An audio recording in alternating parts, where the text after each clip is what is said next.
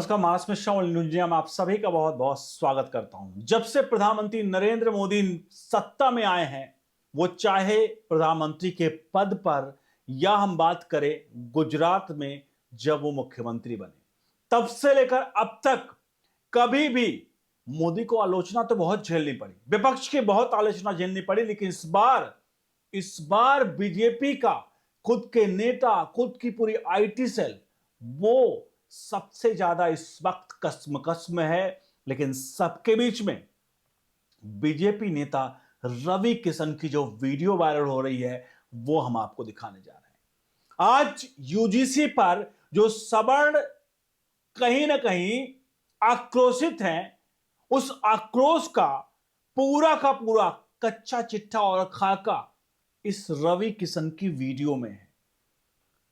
और आज मैं आपको वीडियो दिखाने जा रहा हूं। और क्या बीजेपी का यानी नरेंद्र मोदी का कृषि बिल पार्ट 2 यानी कि यूजीसी पर यू टर्न होने वाला है? क्योंकि बीजेपी नेता जो है रवि किशन की जो वीडियो है, वहां आखिरकार डीएम एसपी भी कैसे दायरे में हैं, आपको दिखाएंगे। अनुरोध करेंगे इस पूरे प्रकरण पर अपनी राय प्रतिक्रिया जरूर दीजिएगा। आप यूजीसी से सहमत हैं तो जरूर आप कहेगा हाँ, यूजीसी जो अमेंडमेंट हुआ है उससे आप सहमत हैं, आप उसके साथ हैं। और अगर आपकी असहमति है तो भी जरूर अपनी राय दीजिएगा कि आखिरकार सहमति है कहां पर। बहरहाल आपको ले चलते हैं सीधे तौर पर रवि किशन के उस सच्चाई जो बयां किया उन्होंने, उस सच्चाई की तरफ।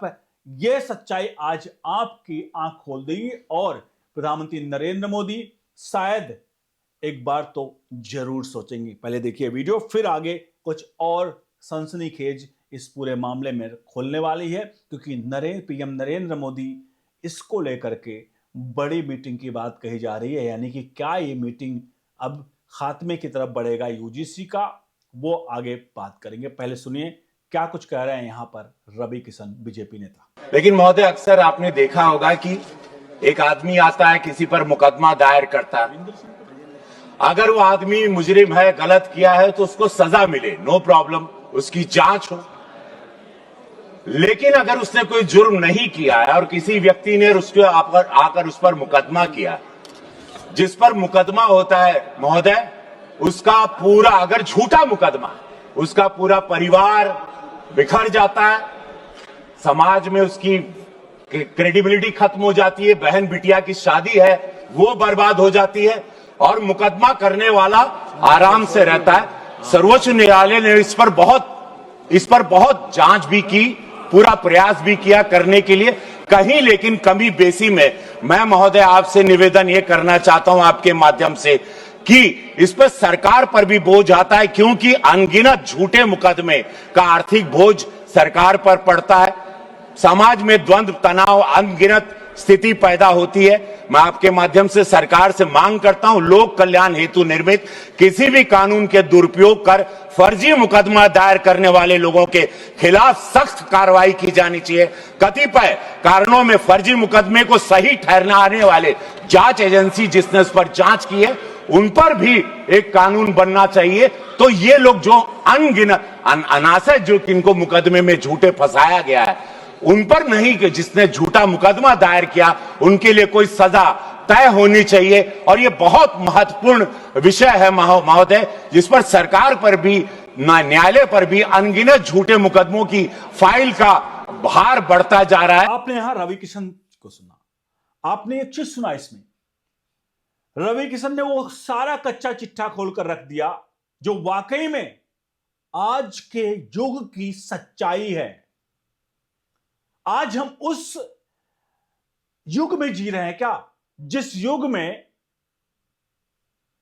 किसी का शोषण कोई करता था। आज सोशल मीडिया का दौर है, अगर कोई किसी के खिलाफ आपत्तिजनक टिप्पणी भी कर देता है, थोड़ी छोटी बहुत, या कुछ भी करता है, तो उसकी वीडियो वायरल करा करके थाने, अगर आम व्यक्ति होगा तो पुलिस उठा टांग कर ले जाएगी, या अगर कोई वो होगा किसी थाने में, किसी कहीं पर भी होगा, उसके खिलाफ सख्त कार्रवाई होगी। कोई नेता होगा तो उसके ऊपर भी कार्रवाई होगी। और आज हम ये बात कर रहे हैं 2026 में, जब आजादी के भारत को आजाद हुए, लगभग 80 वर्ष के जो है वक्त गुजर रहा है, और हम बात कर रहे हैं यहां पर कि अब हम फिर से वो जाति लेकर आएंगे जो 1947 में हिंदुस्तान के बंटवारे के बाद 1950 में क्या स्थिति थी, कैसी थी, वो उस वक्त के लोग असली बता पाएंगे, किताबों में जो कुछ लिखा गया। क्योंकि अगर ऐसा था तो उन मुगलों को, उन मुगल शासकों का इतिहास हमें क्यों पढ़ाया गया, उन अंग्रेजों के चीजों को अब तक क्यों संजो कर रखा गया? बड़ा सवाल है। 1947 के भारत को बंटवारा होते बहुत कम व्यक्ति जो बचे हैं, जो आज जिंदा हैं, कुछ ही व्यक्ति बचे हुए हैं। तो ये अपने आप में बड़ा सवालिया निशान खड़ा कर रहा, लेकिन सबके बीच में अब हम आपको बताते हैं ये पूरा का पूरा खेल।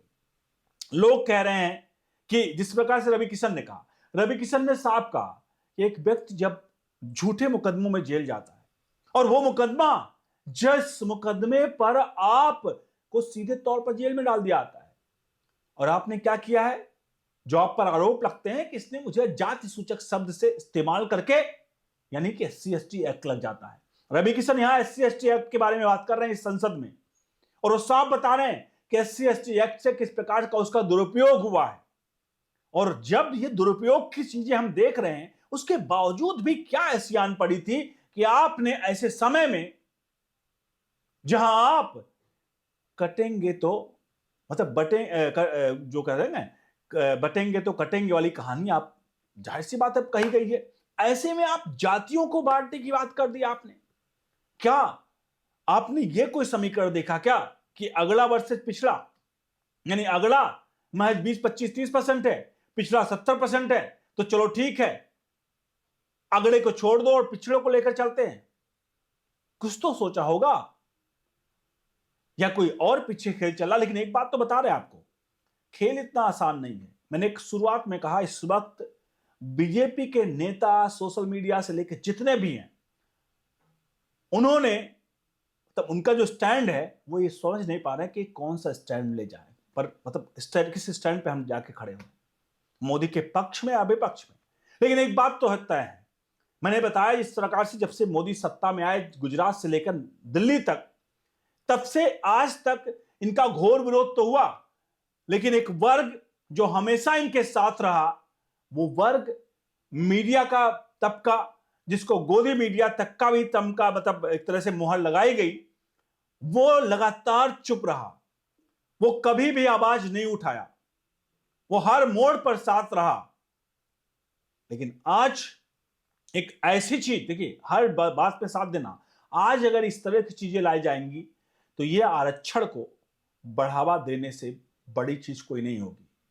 लेकिन सबके बीच में खबर आ रही है, जो आपको बता दूं सूत्रों के हिसाब से, कि शायद प्रधानमंत्री इसको लेकर के कोई कमेटी गठित कर रहे हैं। बात इस तरह की आ रही है सूत्रों के हवाले से, और कमेटी गठित करके अब वो कमेटी क्या अलग अलग टीमों में लोगों को बांट करके क्या प्रेस कॉन्फ्रेंसेस के लिए करी जाएगी, या वो कमेटी में तब प्रेस कॉन्फ्रेंसेस करके लोगों को समझाएगी कि भाई नहीं, ये जैसे CA NRC के लेकर के समझाया गया कि नहीं भाई ये CA तो देश के लिए, हित के लिए है। तो ये क्या ये कमेटी इस तरह की बनाई जा रही है, जो बात चल रही है अभी पूरी तरह से पुख्ता नहीं है, कि भाई ये लोगों को जाकर प्रेस कॉन्फ्रेंस करके बताएगी कि नहीं भाई CA वाला जो हमने किया है वो सही है, या पब्लिक में ग्राउंड में क्या चीज चल रही है उसकी रिपोर्ट को लेकर आनी है, या क्या UGC में बदलाव हो सकता है। ये सभी इस वक्त सवालिया निशान है, और ये सभी सवालिया निशान प्रधानमंत्री नरेंद्र मोदी के लिए और उनकी सरकार के लिए एक बड़ा संकट का समय है, जहां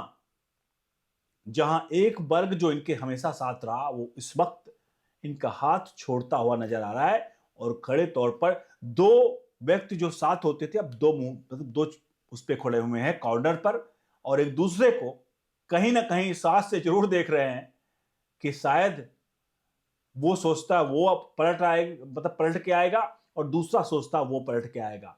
आज दोनों को है कि फिर से मिलेंगे, लेकिन इस आस में अब देखते हैं कितना समय है इस पूरे प्रकरण को लेकर। फिलहाल ये जो वायरल वीडियो है रवि किशन की, जहां उन्होंने सब कुछ कहकर रख दिया, ये SC/ST एक्ट को लेकर के उनका भाषण था, जो आज वायरल हो रहा है, लोगों के बीच आ रहा है। अब इस पर अपनी राय प्रतिक्रिया जरूर दीजिए कि आखिरकार रवि किशन का ये भाषण यूजीसी से कैसा जुड़ा जा सकता है। और वीडियो को लाइक शेयर जरूर करिएगा। बने रहिए न्यूज इंडिया के साथ। बहुत बहुत धन्यवाद।